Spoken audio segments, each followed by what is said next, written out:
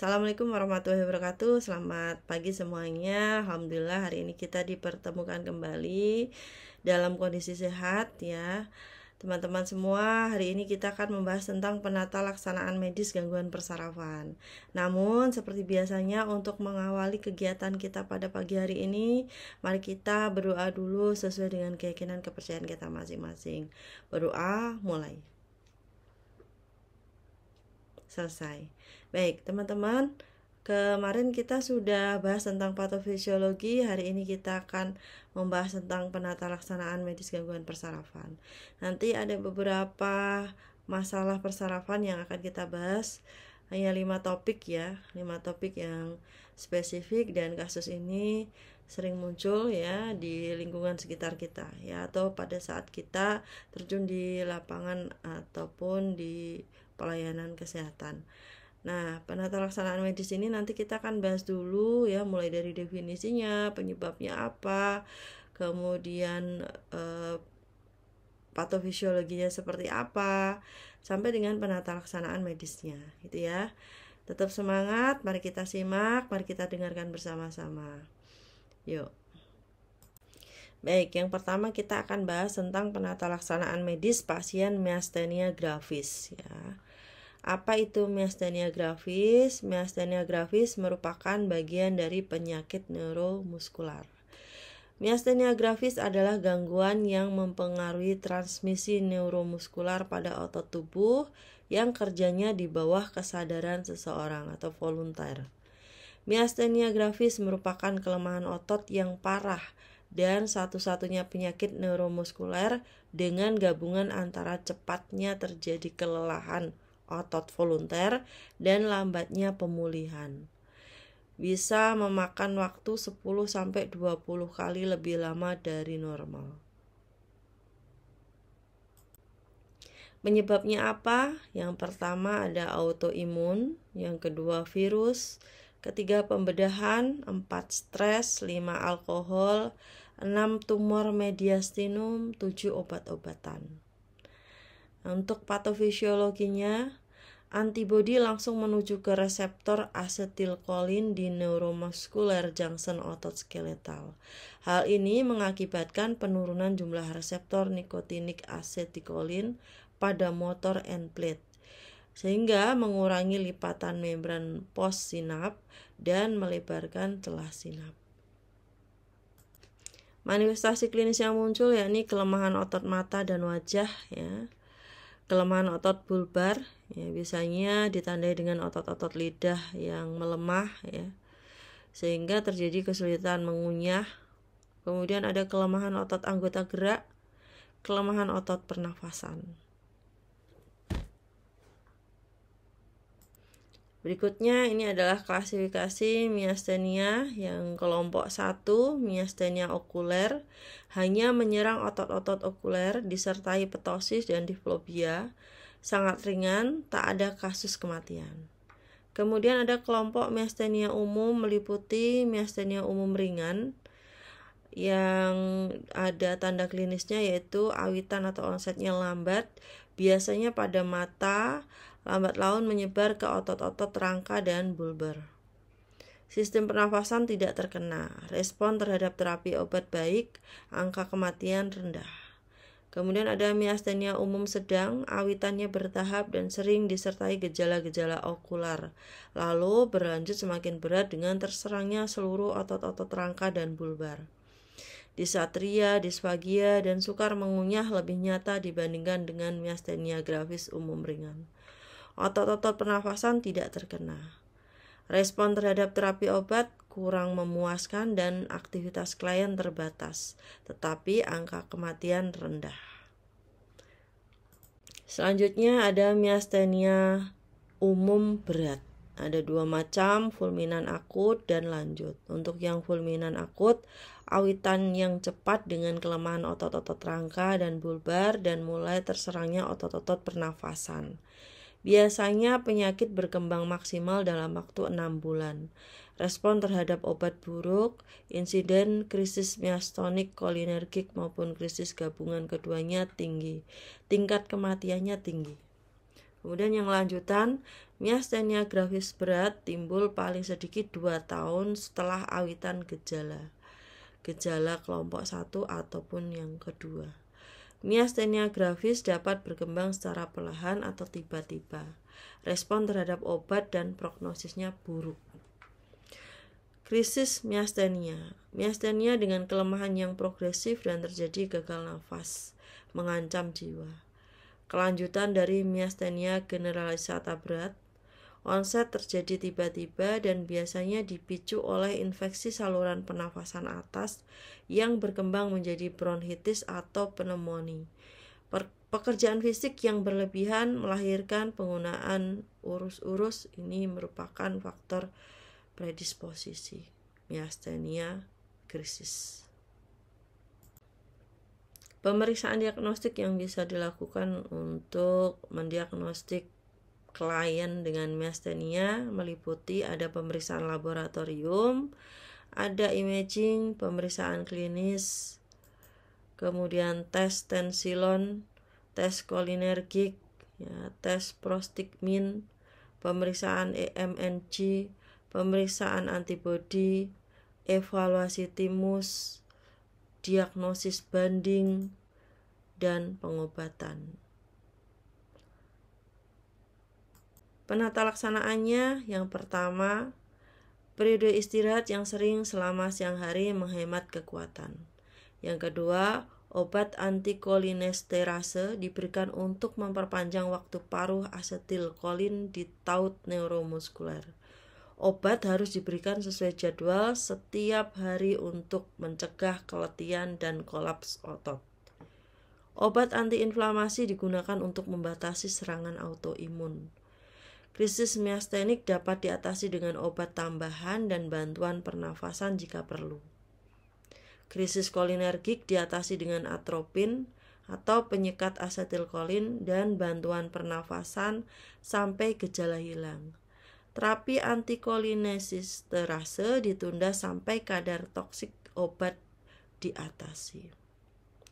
Krisis miastenia dan krisis kolinergik terjadi dengan cara yang sama, namun diatasi secara berbeda. Pemberian tensilon dilakukan untuk membedakan dua gangguan tersebut. Prognosisnya adalah yang pertama, tanpa pengobatan angka kematian miastenia gravis 25-30% kejadian. Yang kedua, miastenia gravis yang mendapat pengobatan angka kematiannya 4%. Yang ketiga, 40% hanya gejala okuler. Komplikasi yang mungkin bisa terjadi diantaranya ada gagal nafas, disfagia, krisis miastenik, krisis kolinergik, komplikasi sekunder dari terapi obat, penggunaan steroid yang lama. Misalnya karena osteoporosis, katarak, hiperglikemi, gastritis, penyakit peptic ulcer, pneumositis carini. Kemudian topik yang kedua tentang penata laksanaan medis pasien HNP, herniasi nukleus pulposus dan trauma kepala. Pengertiannya, diskus intervertebralis adalah lempengan kartilago yang membentuk sebuah bantalan di antara tubuh vertebra. Material yang keras dan fibrosa ini digabungkan dalam satu kapsul. Bantalan seperti bola di bagian tengah diskus disebut nukleus pulposus. HNP merupakan rupturnya nukleus pulposus. HNP bisa ke korpus vertebra di atas atau bawahnya. Bisa juga langsung ke kanalis vertebralis. HNP adalah suatu nyeri yang disebabkan oleh proses patologik di kolumna vertebralis pada diskus intervertebralis diskogenik. HNP adalah keadaan di mana nukleus pulposus keluar menonjol untuk kemudian menekan ke arah kanalis spinalis melalui anulus fibrosis yang robek. Penyebabnya, HNP terjadi karena proses degeneratif diskus intervertebralis. Patofisiologinya, protrusi atau ruptur nukleus pulposus biasanya didahului dengan perubahan degeneratif yang terjadi pada proses penuaan. Kehilangan protein polisakarida dalam diskus menurunkan kandungan air nukleus pulposus. Perkembangan pecahan yang menyebar di anulus melemahkan pertahanan pada herniasi nukleus. Setelah trauma, jatuh, kecelakaan, dan stres minor berulang, seperti mengangkat beban berat, kardiologi dapat terjadi cedera. Kebanyakan pasien, gejala trauma segera bersifat khas dan singkat, dan gejala ini disebabkan oleh cedera pada diskus yang tidak terlihat selama beberapa bulan maupun tahun. Kemudian pada degenerasi pada diskus, kapsulnya mendorong ke arah medula spinalis atau mungkin ruptur dan memungkinkan nukleus pulposus terdorong terhadap sakus dural atau terhadap saraf spinal saat muncul dari kolumna spinal. Hernia nukleus pulposus ke kanalis vertebralis berarti bahwa nukleus pulposus menekan pada radik yang bersama-sama dengan arteria radicularis berada dalam bungkusan dura. Hal ini terjadi kalau tempat herniasi di sisi lateral. Bila mana tempat herniasinya di tengah-tengah, tidak ada radiks yang terkena. Lagi pula, oleh karena pada tingkat L2 dan terus ke bawah sudah tidak terdapat medula spinalis lagi, maka herniasi di garis tengah tidak akan menimbulkan kompresi pada kolumna anterior. Setelah terjadi hernia nukleus pulposus, sisa ductus intervertebralis mengalami lisis sehingga dua korpora vertebra bertumpang tindih tanpa ganjalan. Manifestasi klinisnya, gejala utama yang muncul adalah rasa nyeri di punggung bawah disertai otot-otot sekitar lesi dan nyeri. Nyeri dapat terjadi pada bagian spinal maupun seperti servikal, torakal, ataupun lumbal. Manifestasi klinis bergantung pada lokasi, kecepatan perkembangan, dan pengaruh pada struktur sekitarnya. Nyeri punggung bawah yang berat, kronik, dan berulang. Insidennya, angka kejadian dan kesakitan banyak terjadi pada usia pertengahan. Pada umumnya, HNP didahului oleh aktivitas yang berlebihan, misalnya mengangkat beban berat atau mendorong barang berat. Insidennya laki-laki lebih banyak daripada wanita. Klasifikasinya ada hernia nukleus pulposus sentral dan hernia nukleus pulposus lateral.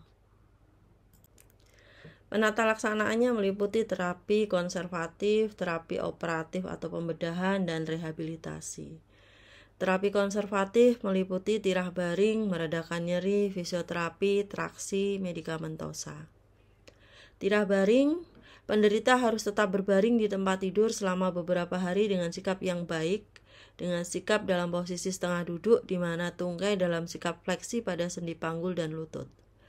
Tempat tidur tidak boleh memakai pegas atau per, dengan demikian tempat tidur harus dari papan yang lurus dan diatur dengan lembar busa yang tipis.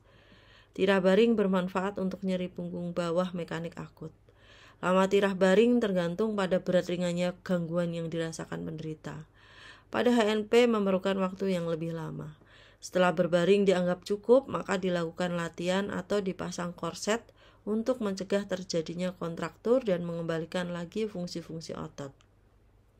Yang kedua, terapi konservatif meredakan nyeri dengan kompres lembab panas, sedatif, relaksan otot. Fisioterapi biasanya dalam bentuk diatermi atau pemanasan dengan jangkauan permukaan yang lebih dalam untuk relaksasi otot dan mengurangi lordosis. Traksi servikal yang disertai dengan penyanggah kepala yang dikaitkan pada katrol dan beban.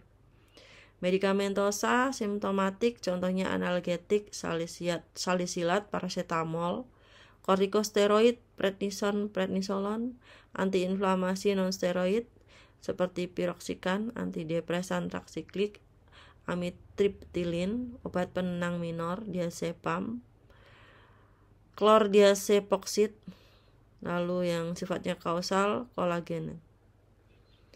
Kemudian terapi yang lainnya, terapi konservatif lainnya yaitu terapi operatif atau pembedahan. Terapi operatif pembedahan dikerjakan apabila dengan tindakan konservatif tidak memberikan hasil yang nyata, kambuh secara berulang, atau terjadi defisit neurologik. Tujuan dari pembedahan ini adalah untuk mengurangi tekanan pada radik saraf untuk mengurangi nyeri dan mengubah defisit neurologik. Macamnya ada disektomi, yaitu mengangkat fragmen herniasi atau yang keluar dari diskus intervertebral. Laminektomi mengangkat lamina untuk memajankan elemen neural pada kanalis spinalis, memungkinkan ahli bedah untuk menginspeksi kanalis spinalis, mengidentifikasi dan mengangkat patologi dan menghilangkan kompresi medula dan radik. Laminotomi, pembagian lamina vertebra, disektomi dengan peleburan. Untuk rehabilitasi yaitu mengupayakan penderita segera bekerja seperti semula, agar tidak menggantungkan diri pada orang lain dan melakukan kegiatan sehari-hari. Klien tidak mengalami komplikasi pneumonia, infeksi saluran kencing, dan sebagainya. Topik yang ketiga tentang penata laksanaan medis pasien stroke. Pengertian stroke adalah suatu keadaan yang timbul karena terjadi gangguan peredaran darah di otak yang menyebabkan terjadinya kematian jaringan otak sehingga mengakibatkan seseorang menderita kelumpuhan atau kematian. Faktor risikonya ada hipertensi, obesitas, hiperkolesterol, peningkatan hematokrit, penyakit kardiovaskuler, DM, merokok, alkoholisme, dan penyalahgunaan obat-obatan.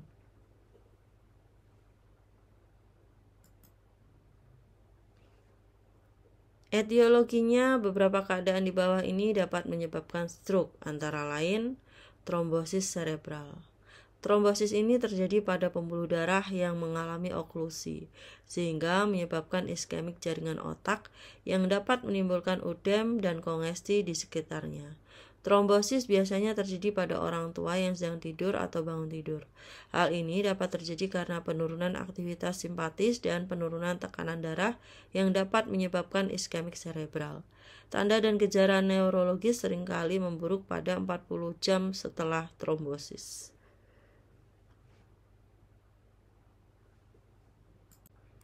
Beberapa keadaan di bawah ini menyebabkan trombosis otak.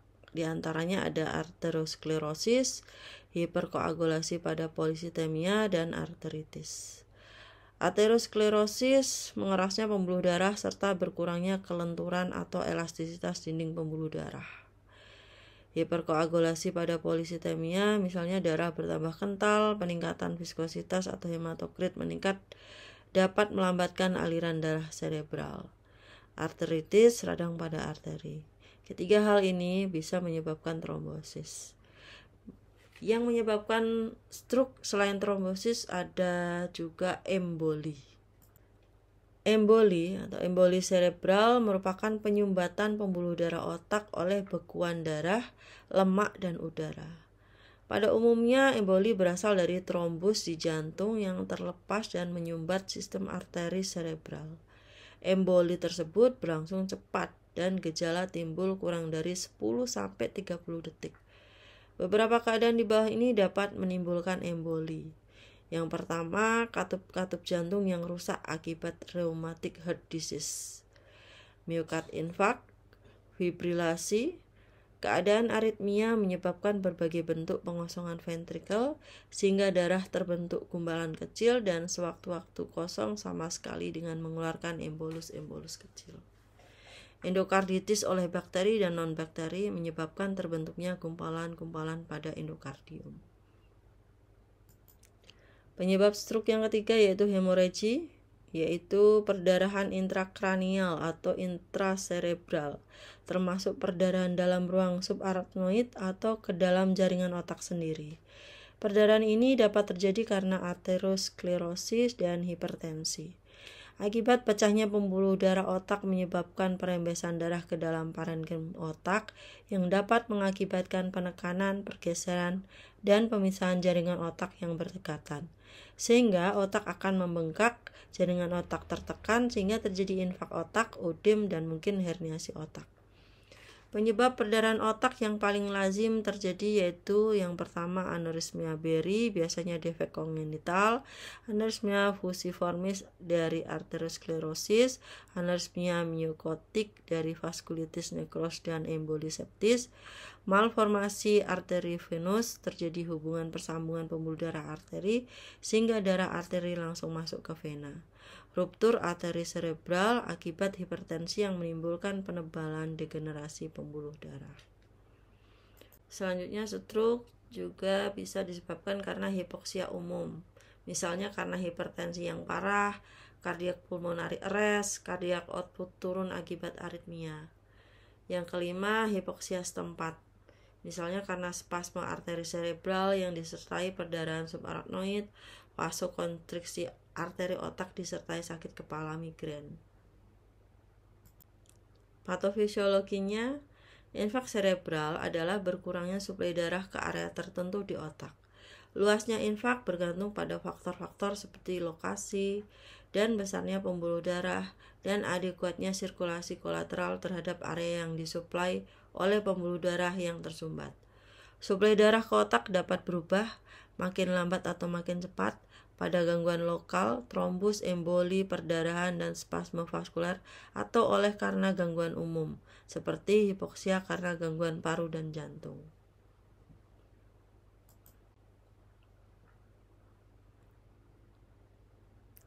Area edema dapat menyebabkan disfungsi yang lebih besar daripada area infak itu sendiri. Edema dapat berkurang dalam beberapa jam atau kadang-kadang sesudah beberapa hari. Dengan berkurangnya edema, pasien mulai menunjukkan perbaikan CVA, karena trombosis biasanya tidak fatal jika tidak terjadi perdarahan masif.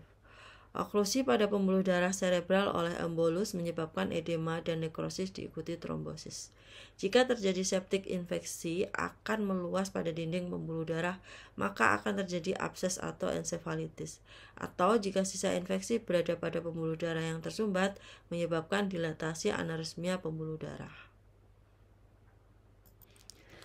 Ada dua bentuk patofisiologi stroke hemorrhagic. Yang pertama, perdarahan intracerebral. Yang kedua, perdarahan subarachnoid. Perdarahan intracerebral yaitu pecahnya pembuluh darah otak terutama karena hipertensi mengakibatkan darah masuk ke dalam jaringan otak, membentuk massa atau hematom yang menekan jaringan otak dan menimbulkan ödem di sekitar otak. Yang kedua, perdarahan subarachnoid. Pecahnya pembuluh darah karena aneurysmia atau AVM. Aneurysma paling sering terdapat pada percabangan pembuluh darah besar di sirkulasi Willis.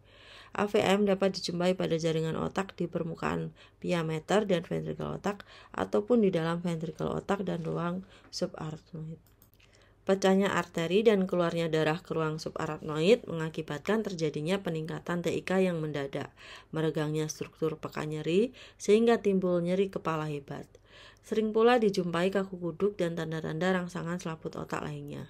Peningkatan TIK yang mendadak juga mengakibatkan perdarahan subhyaloid pada retina dan penurunan kesadaran. Perdarahan subarachnoid dapat mengakibatkan vasospasme pembuluh darah cerebral. Vasospasme ini seringkali terjadi 3-5 hari setelah timbulnya perdarahan, mencapai puncaknya hari ke-5 sampai 9 dan dapat menghilang setelah minggu ke-2 sampai ke-5. Klasifikasi stroke ada 2, stroke hemorrhagic dan non-hemorrhagic. Stroke hemorrhagic, disfungsi neurologis vokal yang akut dan disebabkan oleh perdarahan primer substansi otak yang terjadi secara spontan, bukan oleh karena trauma kapitis. Disebabkan oleh karena pecahnya pembuluh arteri, vena, dan kapiler. Perdarahan otak dibagi 2, yaitu perdarahan intracerebri dan perdarahan subarachnoid.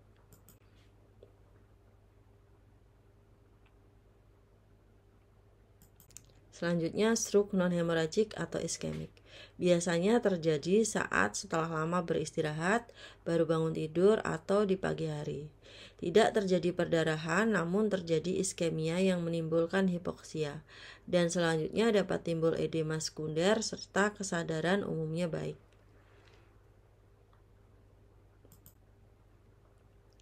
Tanda gejala stroke yang pertama, kehilangan atau menurunnya kemampuan motorik. Yang kedua, kehilangan atau menurunnya kemampuan komunikasi. Yang ketiga, gangguan persepsi. Keempat, kerusakan fungsi kognisi dan efek psikologis. Yang kelima, disfungsi 12 saraf kranial, kemampuan sensorik, refleks otot, dan kandung kemih menurun. Komplikasinya ada hipoksia cerebral, penurunan aliran darah cerebral, embolisme cerebral, pneumonia aspirasi, ISK, kontraktur, tromboflebitis, abrasi kornea, dekubitus, ensefalitis, CHF, dan disritmia. Pemeriksaan diagnostik yang bisa dilakukan untuk pasien stroke ada CT scan, MRI, angiografi cerebri, USG Doppler, dan EEG. Ada lagi dengan sinar X tengkorak, fungsi lumbal, dan pemeriksaan laboratorium. Penata laksanaannya yang pertama, untuk mengobati keadaan akut perlu diperhatikan faktor-faktor kritis sebagai berikut. Berusaha menstabilkan tanda-tanda vital dengan mempertahankan saluran nafas yang paten, yaitu lakukan pengisapan lendir yang sering, oksigenasi, kalau perlu lakukan tracheostomi untuk membantu pernafasan. Mengontrol tekanan darah berdasarkan kondisi pasien, termasuk usaha memperbaiki hipotensi dan hipertensinya. Berusaha menemukan dan memperbaiki aritmia jantung. Merawat kandung kemih, sedapat mungkin jangan memakai kateter. Yang terakhir, menempatkan pasien dalam posisi yang tepat harus dilakukan secepat mungkin. Pasien harus dirubah posisi tiap 2 jam dan dilakukan latihan-latihan gerak pasif. Pengobatan konservatifnya, vasodilator meningkatkan aliran darah serebral, tetapi maknanya pada tubuh manusia belum dapat dibuktikan. Yang kedua, dapat diberikan histamin, aminopilin, acetazolamid, papaverin intraarterial, tergantung advis yang diberikan. Yang ketiga, antiagregasi trombosis seperti aspirin digunakan untuk menghambat reaksi pelepasan agregasi trombosis yang terjadi sesudah ulcerasi alteroma. Penata laksanaan berikutnya dengan pengobatan pembedahan. Tujuan utama adalah memperbaiki aliran darah serebral.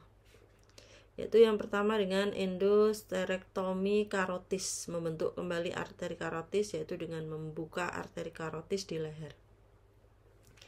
Yang kedua, revaskularisasi terutama merupakan tindakan pembedahan dan manfaatnya paling dirasakan oleh pasien TIA. Yang ketiga, evaluasi bekuan darah dilakukan pada stroke akut. Kemudian ugasi arteri karotis komunis di leher khususnya pada anosmia. Pencegahan stroke yaitu dengan 1. Menghindari rokok, kopi, alkohol. 2. Usahakan untuk dapat mempertahankan berat badan ideal. 3. Batasi intake garam bagi penderita hipertensi. 4. Batasi makanan berkolesterol dan lemak. 5. Pertahankan diet dengan gizi seimbang. 6. Olahraga secara teratur. Berikutnya penanganan dan perawatan stroke di rumah. Yang pertama, berobat secara teratur ke dokter. Yang kedua, jangan menghentikan atau mengubah dan menambah dosis obat tanpa petunjuk dokter. Yang ketiga, minta bantuan petugas kesehatan atau fisioterapi untuk memulihkan kondisi tubuh yang lemah atau lumpuh. Yang keempat, perbaiki kondisi fisik dengan latihan teratur di rumah. Kemudian bantu kebutuhan klien, motivasi klien agar tetap bersemangat dalam latihan fisik, periksa tekanan darah secara teratur, segera bawa klien ke dokter atau rumah sakit jika timbul tanda dan gejala stroke. Topik yang keempat tentang penata laksanaan medis pasien tumor otak. Tumor otak adalah suatu lesi ekspansif yang bersifat jinak ataupun ganas, membentuk massa dalam ruang tengkorak kepala atau di sumsum tulang belakang. Neoplasma pada jaringan otak dan selaputnya dapat berupa tumor primer maupun metastase. Apabila sel-sel tumor berasal dari jaringan otak itu sendiri disebut tumor otak primer. Dan bila berasal dari organ lain seperti kanker paru, payudara, prostase, dan lain-lain disebut tumor otak sekunder. Jadi tumor otak merupakan penumpukan massa atau pertumbuhan sel-sel abnormal pada otak. Memiliki berbagai jenis, ada yang bersifat non-kanker dan yang lainnya atau ganas. Penyebab tumor hingga saat ini masih belum diketahui secara pasti, walaupun telah banyak penyelidikan yang dilakukan. Adapun faktor-faktor yang perlu ditinjau yaitu yang pertama herediter, kemudian riwayat tumor otak dalam satu anggota keluarga, yang ketiga adalah sisa-sisa sel embrional, yang keempat adalah radiasi. Yang kelima ada virus, Yang keenam ada substansi karsinogenik dan trauma.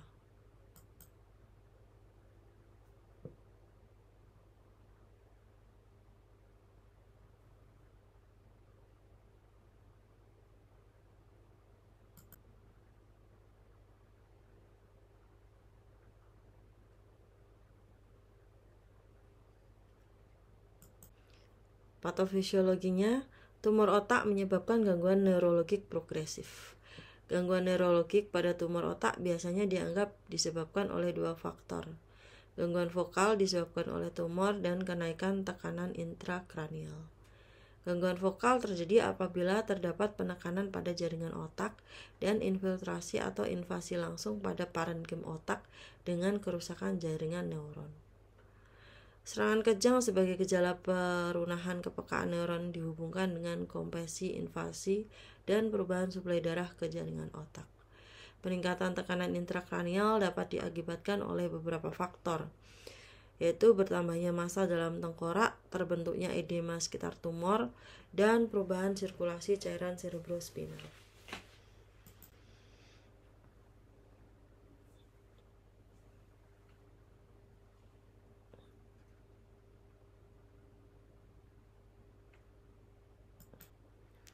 Gejala klinik yang muncul diantaranya ada nyeri kepala, muntah, kejang, gejala tekanan tinggi intrakranial, dan gejala-gejala spesifik tumor otak yang berhubungan dengan lokasi.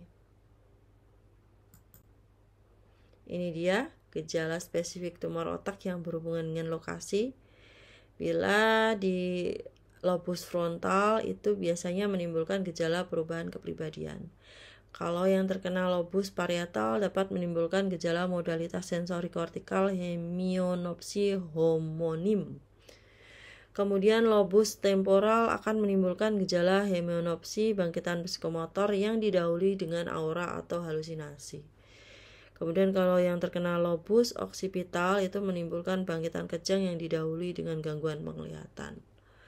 Kemudian ada lagi bila mengenai di ventrikel ketiga, ya, itu tumor biasanya bertangkai sehingga pada pergerakan kepala menimbulkan obstruksi dari cairan cerebrospinal dan terjadi peningkatan tekanan intrakranial yang mendadak.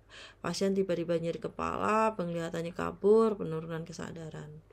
Kemudian di bagian-bagian lain Anda bisa baca sendiri ya. Ini ada tumor di cerebellopontine anji, tumor hipotalamus, tumor di cerebellum, tumor fossa posterior ya.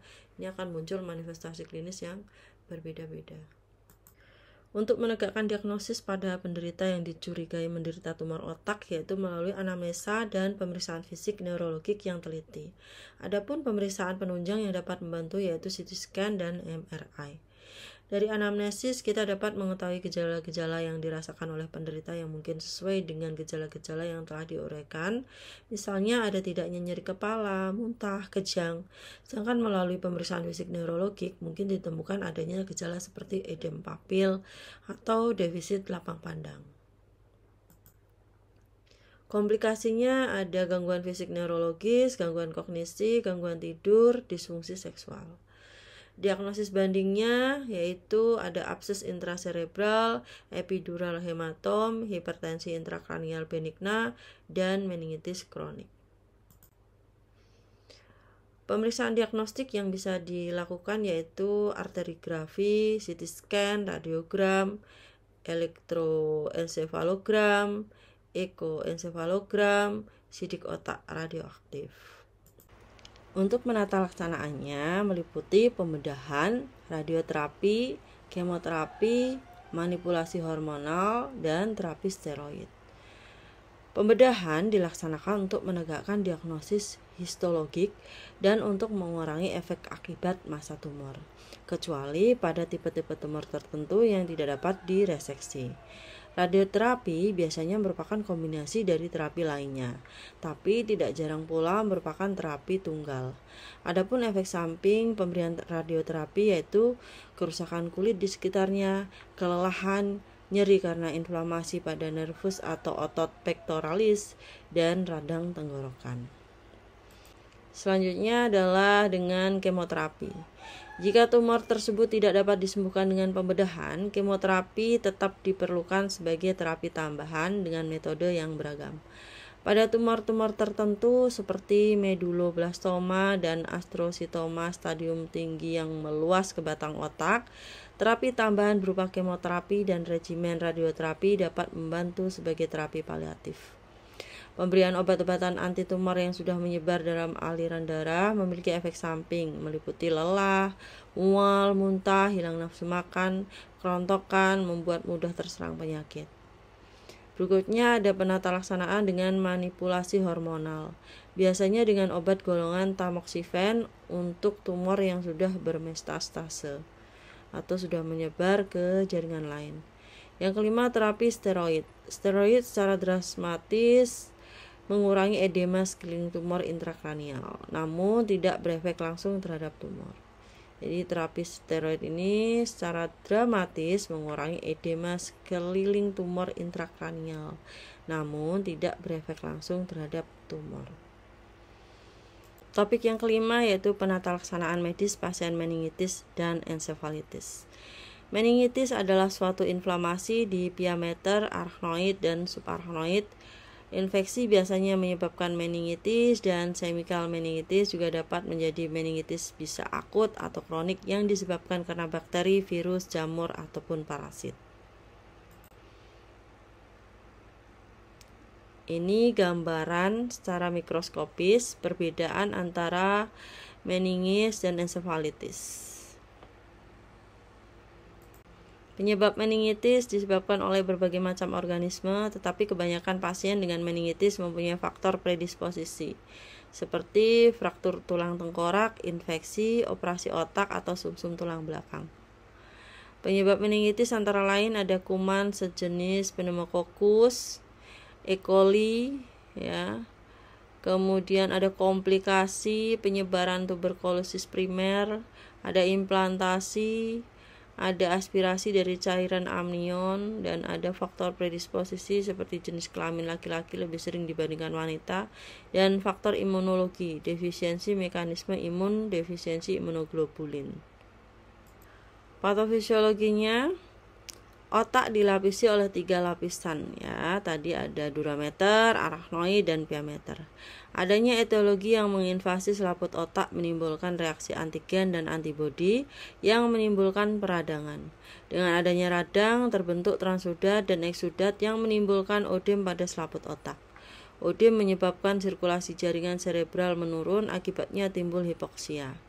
Adanya hipoksia di satu sisi menyebabkan penurunan kesadaran dan di sisi lain menyebabkan perubahan polaritas sel saraf. Penurunan kesadaran memunculkan masalah risiko cedera dan perubahan polaritas sel saraf menimbulkan kejang. Odem selaput otak selain menyebabkan sirkulasi serebral mengalami penurunan juga menyebabkan peningkatan TIK akibat membesarnya volume desak ruang otak. Peningkatan TIK menyebabkan mual muntah sehingga dapat muncul masalah risiko perubahan nutrisi kurang dari kebutuhan tubuh. Dengan adanya peradangan juga akan memunculkan masalah hipertermia. Di samping itu juga dapat timbul iritasi, mendingan juga dapat memunculkan masalah nyeri akut dan menyebabkan peningkatan tonus otot ekstensor tengkuk. Dari sini dan peningkatan TIK juga dapat memunculkan masalah nyeri akut. Manifestasi klinis yang muncul diantaranya ada nyeri kepala, panas tinggi, mual, muntah, gangguan pernafasan, kejang, nafsu makan berkurang, minum sangat berkurang, konstipasi, diare, biasanya juga disertai septikemia atau pneumonitis, ada kejang, ada gangguan kesadaran, ada tanda-tanda iritasi meningial seperti kaku kuduk, tanda Kernik-Brudzinski dan Fontanella menonjol untuk sementara waktu belum timbul.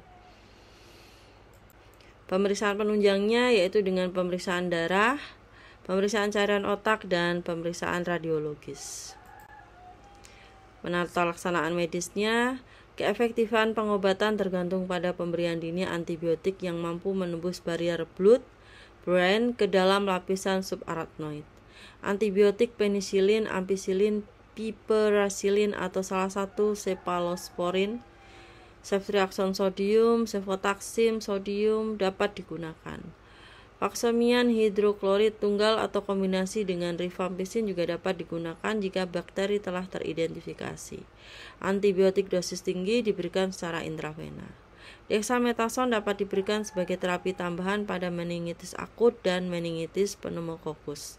Dexamethasone dapat diberikan bersamaan dengan antibiotik untuk mensupresi inflamasi dan mengefektifkan pengobatan pada orang dewasa serta tidak meningkatkan risiko perdarahan gastrointestinal. Dehidrasi dan shock dapat diatasi dengan penambahan volume cairan. Seizure yang terjadi pada tahap awal penyakit dapat dikontrol dengan phenytoin atau dilantin. Berikut contoh regimen terapi. Kemudian tujuan diberikannya steroid itu menghambat reaksi inflamasi, mencegah komplikasi infeksi, menurunkan edema cerebri, mencegah perlekatan, mencegah arteritis infark otak. Ya, indikasinya apabila terjadi kesadaran menurun atau defisit neurologis vokal. Dosisnya ya sesuai dengan anjuran. Komplikasi yang muncul biasanya peningkatan TIK yang menyebabkan penurunan kesadaran. Komplikasi lain pada meningitis yaitu disfungsi neurologi, disfungsi saraf kranial, hemiparesis, dispasia, dan hemiparesia. Mungkin juga dapat terjadi shock, gangguan koagulasi, komplikasi septik, dan demam yang terus-menerus. Hidrosefalus dapat terjadi jika eksudat menyebabkan adesi yang dapat mencegah aliran CFF normal dari ventrikel. DIC adalah komplikasi yang serius pada meningitis yang dapat menyebabkan kematian. Dan ini beberapa referensi yang Bu Tria gunakan. Silahkan Anda bisa baca kembali atau Anda boleh baca-baca buku lain ya yang menyangkut sistem persarafan dan gangguan-gangguannya. Demikian pemaparan dari Bu Tria. Mohon maaf kurang lebihnya. Semoga bermanfaat. Salam sehat. Wassalamualaikum warahmatullahi wabarakatuh. Terima kasih.